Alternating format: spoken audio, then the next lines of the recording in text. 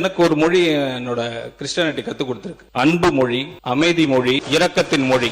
இது பாதி பேருக்கு எவ்வளவு தமிழ் படிச்சாலும் தெரியாது. காமெடி வேண்டாம், நான் சொல்லிட்டேன். நானு காமெடி பண்ணாதன்னு சொல்லியிருக்கேன் நானு. அன்பு மொழி, அமைதி மொழி, இரக்கத்தின் மொழி, தேன்மொழி, கனிமொழி, இளமொழி. இந்த வசனத்தை கோமாளி படத்தை லாஸ்ட் நைட் பார்த்துட்டு இங்கே வந்து அதை அப்படியே திருப்பி பேசிட்டு இதை வந்து மிகப்பெரிய அளவில் நான் வந்து கவுண்டர் கொடுத்துட்டேன்னு இந்த வெள்ளை சங்கி உருண்டு வச்சிருக்கு. ஆக்சுவலி இந்த வெள்ளை சங்கி தன்னை ஒரு மிகப்பெரிய ஆங்கிலேயன் மாதிரியே நினச்சிட்டு இருக்கு. இங்கே நம்ம இந்தியாவில் ஒரு மிகப்பெரிய கிறுக்குத்தனமான குருட்டுத்தனமான ஒரு எண்ணம் என்னன்னு பார்த்தீங்கன்னா, ஆங்கிலத்தில் பேசிட்டா அவன் அறிவாளி, இந்த தூய தாய்மொழியில் பேசுகிறவன் முட்டாள், ஆங்கிலம் தெரியலனா அவன் முட்டாள் அப்படின்ற ஒரு எண்ணத்தை ப்ரௌன் சிப்பாய், ஆங்கிலேய அடிமையாக இருந்த சிப்பாய்கள் மாதிரியே இன்னுமே இங்கே நிறைய பேர் பின்பற்றிட்டு வராங்க. அதன் விளைவு தான், அதன் வெளிப்பாடு தான் இந்த வில்சன். எனக்கு கிறிஸ்தவம் தான் உயர்ந்ததுன்னு ஐயா வெளிப்படையாகவே சொல்லிட்டாரு. இந்த விஷயத்தில் நாம் பாராட்டியே ஆகணும். தன்னை வந்து மதவெறியனா உள்ளுக்குள்ளேயே வச்சுக்கிட்டு நடுநிலைவாதியாக காட்டிக்காமல், ஆமாண்டா நான் ஒரு மதவெறியன்டான்னு வெளிப்படையாக சொன்னார் தெரியுமா, அதுக்காகவே நாம் அவரை பாராட்டணும். இந்த விஷயம் இங்கே நடந்தது 100% இந்த காலத்தின் கட்டாயம் தான் சொல்லுவேன். ஏன்னா இது நடக்கணும். தொடர்ந்து நடந்துட்டு இருக்கும்போது தான் இங்கே இருக்க செகுலரிசம் பேசக்கூடிய கோமாளி இந்துக்கள், தமிழர்கள் இந்துக்கள் இல்லைன்னு சொல்கிறத நம்பக்கூடிய இந்துக்களுக்கு புத்தி வரும். ஏன்னா கிறிஸ்தவனாக இருக்கவன் தான் ஒரு கிறிஸ்தவன், தமிழன் கிடையாது, இந்து கிடையாது, இஸ்லாமியன் கிடையாதுன்னு தெளிவாக அவனுடைய ஸ்டாண்டில் இருக்கான். அவனுடைய கடவுள் இதுதான் இருக்கான். அதே மாதிரி இஸ்லாமியனும் தன்னுடைய மொழி இதுதான், தன்னுடைய கடவுள் இதுதான், நான் தமிழன் கிடையாது, நான் ஒரு இஸ்லாமியன்னு அவன் தெளிவாக இருக்கான். ஆனால் இங்கே தமிழ் இந்துக்கள் கிட்ட மட்டும் இவனுங்க என்ன பண்ணிட்டு இருக்கானுங்க, தமிழர்கள் இந்துக்கள் கிடையாது, அதனால் நீங்கள் இந்த ஆரிய மதத்தை பின்பற்றக்கூடாது, தமிழர்கள் தமிழர்களாகவே இருங்க, உங்களுடைய கடவுளர்கள் எல்லாருமே செகுலரிச கடவுளர்களாக இருந்தாங்க, அதனால் நீங்களும் எந்த மதத்தின் மேலேயும் வெறுப்பை காட்டாதீங்க. ஆனால் அவங்க உங்கள் மதத்தின் மேலே வெறுப்பை காட்டினா நீங்கள் அவங்களுக்கு ஆதரவாக உங்கள் மதத்தையே நீங்கள் கேவலமாக பேசி காரி துப்புங்க அப்படின்ற ஒரு எண்ணத்தை இங்கே ஆரம்ப காலத்திலிருந்து வளர்த்து விட்டது யாருன்னு பார்த்தீங்கன்னா, அதுக்கு விதை போட்டது வந்து பிரிட்டிஷ்காரன். ஆனால் அதை இங்கே வளர்த்து விட்டது யாருன்னு பார்த்தீங்கன்னா இந்த திமுக. இந்த திமுகவின் விதையை இவங்க உள்வாங்கினதால தான் இந்த ஆட்சியில் வளர்ந்த செடிகள் தான் இந்த வில்சன் எல்லாமே. அதனால தான் அவங்க இப்போ என்ன இருக்காங்க, மரமாக மாறி இவங்களும் அதே கருத்தையே சொல்கிறாங்க. நான் ஒரு கிறிஸ்தவன், தமிழ்லாம் எனக்கு முக்கியம் கிடையாது, என்னுடைய பைபிள் போதிக்காத இந்த அன்பு மொழி, இரக்க மொழி, அந்த மொழி, இந்த மொழி, இது எதையுமே தமிழ் மொழி எனக்கு கற்றுத்தரலை, படித்தாலும் எனக்கு அதிலிருந்து எதையும் கற்றுக்க முடியாதுன்னு சொல்கிற அளவுக்கு தான் இந்த மதவெறியருடைய தமிழ் பற்றும் இருக்குது, தமிழ் மொழி அறிவும் இருக்குது. இப்படி யார் சொல்லுவான்னு பார்த்தீங்கன்னா, தமிழ் மொழி மேலே வெறுப்பு இருக்கிறவன், தமிழ் இனத்தின் மேலே வெறுப்பு இருக்கிறவன், தமிழ் கலாச்சாரத்தின் மேலே வெறுப்பு இருக்கிறவன், தமிழ் வரலாற்றின் மீது வெறுப்பு இருக்கிறவன், இந்து மதத்தின் மீது வெறுப்பு இருக்கிறவன், இந்தியாவின் மீது வெறுப்பு இருக்கிறவன், இவனுங்க தான் இப்படி பேசுவானுங்க. ஏன்னா இங்கே வந்து இப்படி பேசினா தான் அரசியல் செய்ய முடியும், நீங்கள் எல்லாருக்குமே தெரியும். ஆனால் இந்த விஷயம் நடந்தது 100% காலத்தின் கட்டாயம். இங்கே இவர் பேசின விஷயத்துக்கும் தமிழில் வந்து எதுவுமே கிடையாதுன்னு இவர் சொன்னதுக்கும், ஆமாம் தமிழர்கள் எல்லாருமே முட்டாள்கள் தான், முன்னோர்கள் வந்து முட்டாள்தனமாக எழுதிட்டாங்கன்னு சாலமன் கான் சொன்னதுக்கும், தமிழ் ஒரு காட்டு மிராண்டி தான்னு ஈவேரா சொன்னதுக்கும் எந்த அளவுக்கு வித்தியாசம் இருக்குன்னு பார்த்தீங்கன்னா, ஈவேரா டைரெக்டாக சாணியை தூக்கி மூஞ்சில் அடிச்சிட்டாரு தமிழர்கள் மூஞ்சில். இந்த சாலமன் கான் என்ன பண்ணிட்டான், தமிழன் சொல்லிட்டு கிரிப்டோக்களுக்கு முட்டு கொடுக்க இவனும் அது ஆரிய பொய்ன்னு உருட்டிட்டான். அதுக்கடுத்த நீட்சி தான் இந்த வில்சன். இந்த இரக்கத்தின் மொழியையும், இந்த அன்பின் மொழியையும், இந்த கனிமொழியையும், தேன்மொழியையும் விவிலியத்தில் அடக்கி அந்த விவிலியத்தை இங்கே கொண்டு வந்தாங்க இல்லையா அந்த ஆங்கிலேயர்கள், அவனுங்க இங்கே வந்து இந்தியாவில் இருந்த பூர்வகுடி மக்களை மட்டும் அழிக்கிற வேலையை பார்க்கல, மதமாற்றம் செய்யும் வேலையை பார்க்கல. இவனுங்க இந்தியாவில் இருந்த பூர்வகுடிகள் அத்தனையையும் மதம் மாற்றிட்டு இன்னை வரைக்கும் கோல்டன் ட்ரையாங்கிளுக்கும் இங்கே நம்முடைய இந்தியாவில் இருக்கக்கூடிய நார்த் ஈஸ்ட் மாநிலங்களுக்கும் ஒரு மிகப்பெரிய பிரச்சனையை உண்டாக்க மூல காரணமாக இருந்ததே இந்த விவிலியத்தை கொண்டு வந்து அன்பின் மொழியை போதிச்ச இந்த வெள்ளைக்காரன் தாண்டா. அதே மாதிரி இந்த வெள்ளைக்காரன் விவிலியத்தை கொண்டு போய் அழித்த நாகரிகங்கள் எதெல்லாம் பார்த்தீங்கன்னா, இன்காஸ், மாயன்ஸ், ஆஸ்டாக்ஸ், லாட்டின் அமெரிக்கா, நியூசிலாண்டில் இருந்த பழங்குடிகள், ஆஸ்திரேலியன் அபார்ஜினிஸ், சப் சஹாரன் அபார்ஜினிஸ், ஆப்பிரிக்காவில் இருந்த பழங்குடியினர்கள், அமேசான் காடுகளில் இருந்த பழங்குடியினர்கள், இது மாதிரி இதையும் தாண்டி கிரேக்கம் மற்றும் ரோம பழங்குடியினர்கள், அவங்களையும் சேர்த்து இவனுங்க அழிக்காத மதங்களும் கிடையாது, அழிக்காத இனங்களும் கிடையாது. இவ்வளவு அழிவு வேலையை செஞ்சுட்டு இது வந்து அன்பின் மொழியை போதித்தது, அறிவின் மொழியை போதித்தது, இரக்கத்தின் மொழியை போதித்ததுன்னு ஒருத்தன் சொல்கிறான்னா அவன் எந்த அளவுக்கு மதவெறியனாக இருப்பான்றதை யோசிச்சு பாருங்க. இதே இந்த இடத்துல ஒரு இந்து எனக்கு பகவத்கீதை தான் முக்கியம், மகாபாரதம் தான் முக்கியம், என்னுடைய சங்க இலக்கியங்கள் தான் முக்கியம், என்னுடைய திருக்குறள் தான் முக்கியம், அதுதான் நான் நம்புவேன், அதை தவிர வேறு எதுவுமே கிடையாதுன்னு ஒருத்தன் பேசியிருந்தா இந்நேரம் இந்த வெள்ளை சங்கிகள் எப்படி குதிச்சிருப்பானுங்கன்னு தெரியுமா? அதையும் தாண்டி செக்குலரிசம் பேசக்கூடிய கோமாளிகள் எந்த அளவுக்கு குதிச்சிருப்பானுங்கன்னு நான் சொல்லணும்னு அவசியமே கிடையாது. ஆனால் இப்போது எந்த அளவுக்கு இவனுங்க எக்ஸ்போஸ் ஆகிறானுங்கன்னு பாருங்கள். இங்கே வந்து நிறைய பேர் டிவிக்கே ஜெயிச்சதுக்கப்புறம் என்ன மாதிரி பார்க்க ஆரம்பிக்கிறாங்கன்னா, எங்களுடைய மதம் சார்ந்த ஒருத்தன் ஜெயிச்சிட்டான் அப்படின்ற மாதிரியே பார்க்குறாங்க. ஆனால் இவங்க தான் சோஷியல் மீடியாவில் உட்காந்துக்கிட்டு மோடி வந்து இந்துத்துவ அரசியல் செய்கிறார்னு உருள்வானுங்க. எப்படி இவங்களுக்கு சாதகமாக இருந்தால் அது நல்லது, இவங்களுக்கு சாதகமாக இல்லாத மதத்தை சேர்ந்த ஒருத்தர் வந்தால் அது கெட்டது. இவனுங்க, நான் மறுபடியும் சொல்கிறேன், இந்த பச்சை சங்கிகளை விட ரொம்ப கொடூரமான கேவலமானவனுங்க இவனுங்க தான். ஏன்னா இவனுங்க நாங்கள் இப்படி பண்ணுறோன்றதை தெரிஞ்சே கேவலமாக பண்ணுறோன்றதை புரிஞ்சே என்ன பண்ணுவானுங்கன்னா ஜஸ்டிஃபை பண்ணுவானுங்க. ஆனால் பச்சை சங்கிகளை பொறுத்த வரைக்கும் அவங்களுக்கு இங்கே இன்டாக்டினேட் பண்ணி தான் அவங்க மூளையை செலவே செய்வாங்க. ஆனால் இவனுங்களுக்கு அதெல்லாம் தேவையே இல்லை. இவனுங்களை அறிவாளின்னு நினச்சிட்டு இருப்பானுங்க. இந்த வில்சன் மாதிரி ஆங்கிலத்தில் தான் இவர் வந்து இங்கே பேசுவாராம், இவருக்கு தமிழ் வராதான். அதாவது நம்ம தமிழ்நாட்டிலே பார்த்திங்கன்னா ஆங்கிலத்தில் சண்டே சர்வீஸ் பண்ணக்கூடிய சர்ச்சஸ் பார்த்திங்கன்னா ரொம்ப ரொம்ப குறைவு. 99% தேவாலயங்களில் தமிழில் தான் இங்கே பிரசங்கம் பண்ணுவாங்க. எங்கேயுமே எனக்கு தெரிஞ்சு 1% மட்டும்தான் ஆங்கிலத்தில் பிரசங்கம் பண்ணுவாங்க. மீதி எல்லா இடத்துலையுமே தமிழில் தான் பண்ணுவாங்க. இதுலேயும் இங்கே லோக்கல் லாங்குவேஜஸுக்கு ஏற்ற மாதிரி தான் இந்தியாவில் இருக்க எல்லா பைபிளையும் அந்தந்த மொழிகளில் மொழிபெயர்த்து வச்சுருக்காங்க. ஆனால் இவர் மாதிரியான ஆட்களுக்கு பொறுத்த வரைக்கும் ஆங்கிலத்தில் தான் இவங்க நொட்டுவாங்க. ஏன்னா ஆங்கிலத்தில் இவங்க நொட்டிட்டா இவங்களை வந்து அறிவாளின்னு ஊர் சொல்லுமா. இப்போ சொன்னேன் இல்லையா, இது வந்து ஆங்கிலேய அடிமை மைண்ட் செட், அந்த நிறமோகம் வெள்ளைத்தோல் மைண்ட் செட். இந்த மாதிரியான அரைகுறை அறிவேக்காடுகள் தான் ஆங்கிலத்தில் பேசுகிறவனை பார்த்து ஆஹா அச்சுச்சோ என்ன மாதிரி பேசுகிறான், அவனுக்கு எல்லாமே தெரியும் அப்படின்ற மாதிரியான கிறுக்குத்தனமான மென்டாலிட்டியோடு சுற்றுவானுங்க. ஆனால் லோக்கல் லாங்குவேஜில் தன்னுடைய தாய்மொழியை உயர்த்தி பேசுகிறவனை அறிவில்லாதவன் நாகரிகமற்றவன் பேசக்கூடிய ஆட்களும் இதே அரைவேக்காடுகள் தான். தேவேந்திர ஃபட்னாவிஸ் சொல்கிறாரு, அவர் தமிழரா இல்லையான்னு உங்கள் எல்லாருக்குமே தெரியும், அவர் தமிழ்நாட்டில் வாழ்கிறாரா இல்லையான்னு உங்கள் எல்லாருக்குமே தெரியும், அவர் தமிழ்நாட்டுக்கும் அவருக்கும் எந்த சம்மந்தமும் இல்லைன்னு உங்கள் எல்லாருக்குமே தெரியும். அவர் ஒரு மேடையில் சொல்கிறாரு, சான்ஸ்கிரிட் வந்து இப்போ பேசுகிற பாஷையாக இல்லை, ஆனால் இப்போ நாம் பேசக்கூடிய மிக பழமையான மொழிகளில் ஒன்று தமிழ். அதை நாம் கற்றுக்கக்கூடாதுன்னு சண்டை போடவே கூடாது. நம்ம இந்தியாவுடைய பாரம்பரியமே என்னென்னா எல்லா மொழிகளையும் பேசி எல்லா மொழிகளில் இருக்கக்கூடிய அறிவுகளை நாம் ஏற்றுக்கிட்டோம், அதை பாரம்பரியமாக பின்பற்றி வந்தோம். அதைத்தான் நாம் பார்க்கணுமே தவிர மொழியை பேசி மொழி வாரியாக நாம் சண்டை போட்டுக்க கூடாதுன்றத தமிழுக்கும் தமிழர்களுக்கும் துளியும் தொடர்பே இல்லாத ஒருத்தர் பேசுகிறாரு. ஆனால் இங்கே தமிழ்நாட்டில் நீதி அமைச்சராக இருக்க இந்த மதவெறி தற்குறி ஈஸியாக தமிழில் ஒன்றுமே இல்லைன்னு பேசுகிற அளவுக்கு இவனுங்களுக்கு இங்கே மதவெறி ஊறி போயிருக்கு, மதவெறி உடம்பு முழுக்க நிறைஞ்சு போயிருக்கு. ஆனால் இவனுங்க யாரை வந்து மதவெறியர்கள்னு சொல்கிறானுங்க?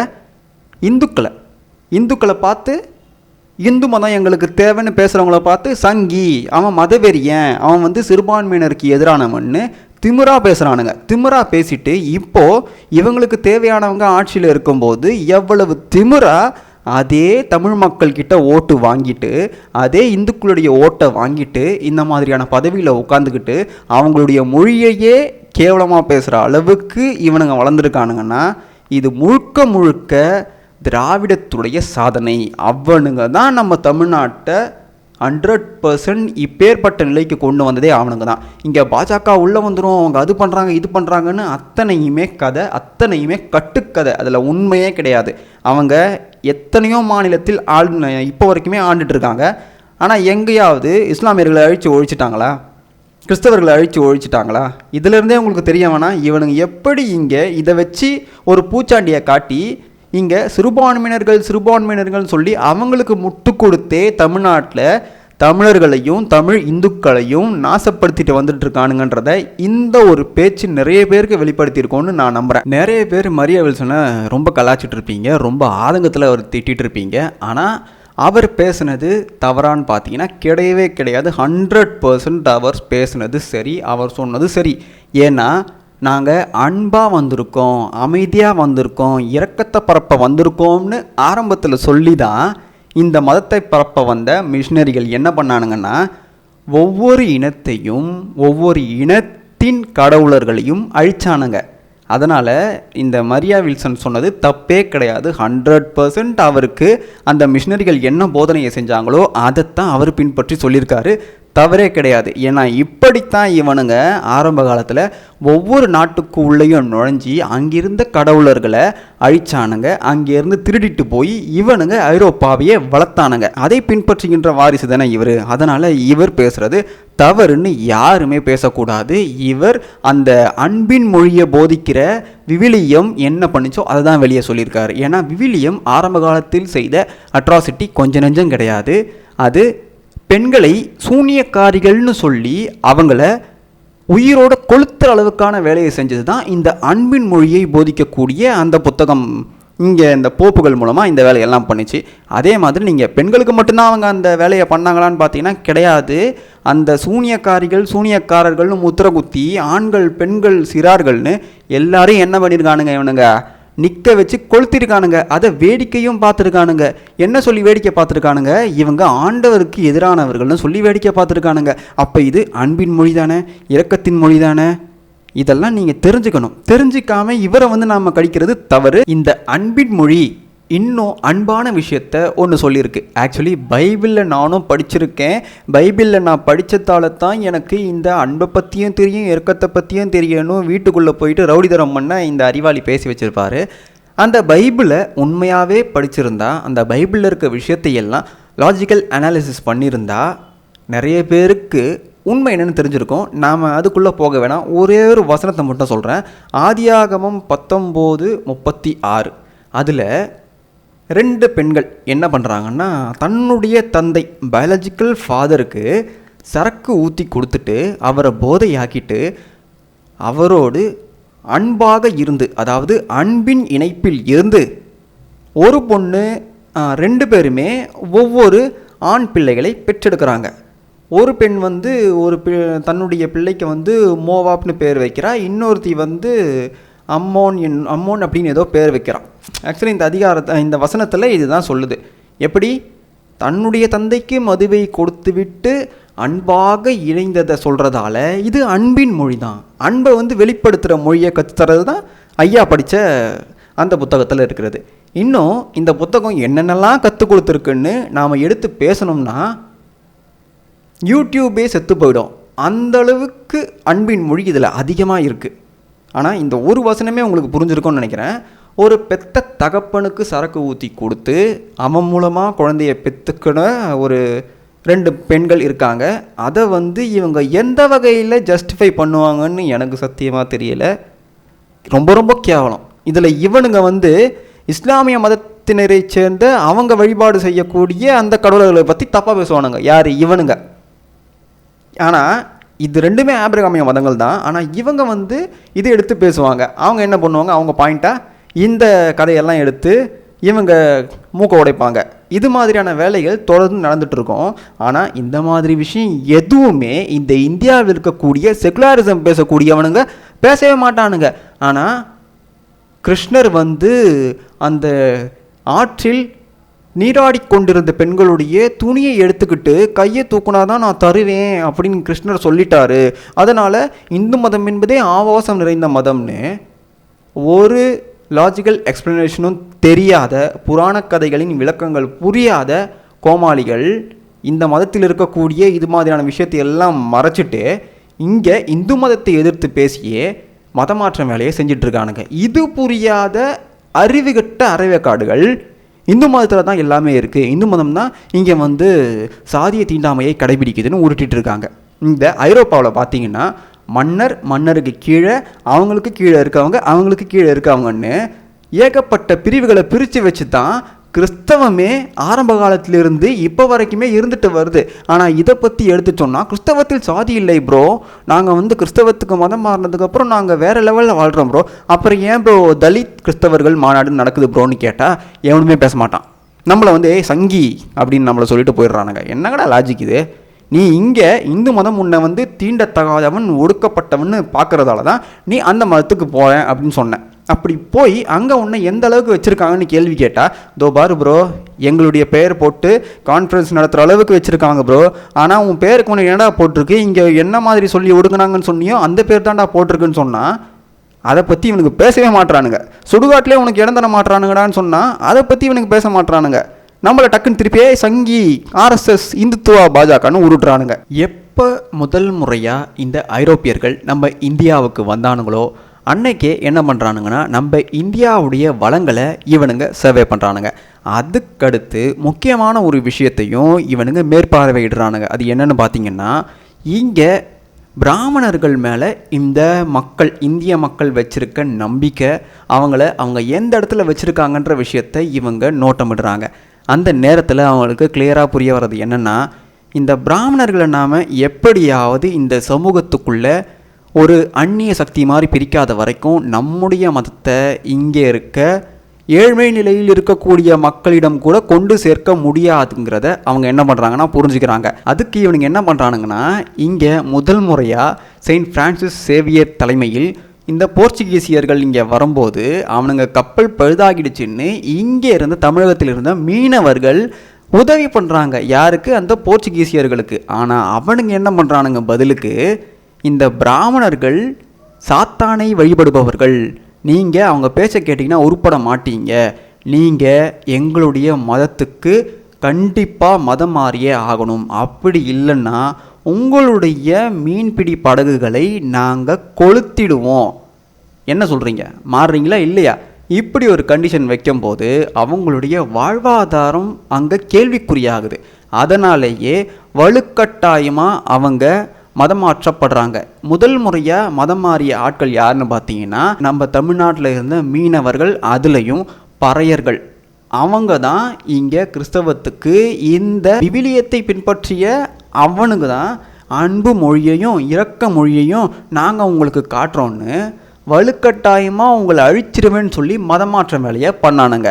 இதெல்லாம் எந்த வகையான அன்பில் வரும், எந்த வகையான இரக்கத்தில் வரும்னு எனக்கு தெரியல. நம்முடைய தமிழ் புலவர்களான ஒட்டக்கூத்தரம், கம்பரும், துலுக்கர்னு ஒரு வார்த்தையை மென்ஷன் பண்ணியிருப்பாங்க. அது யாரை குறிக்குதுன்னு பார்த்தீங்கன்னா, துருக்கிய இஸ்லாமியர்களை அவங்க மென்ஷன் பண்ண அந்த காலத்தில் இந்த வார்த்தையை குறிப்பிட்டிருப்பாங்க, பயன்படுத்தியிருப்பாங்க. அது பின்னாளில் இப்போ வரைக்கும் பார்த்திங்கன்னா இஸ்லாமியர்களை துலுக்கர்கள்னு சொல்கிற வழக்கம் இப்போவும் இருக்குது.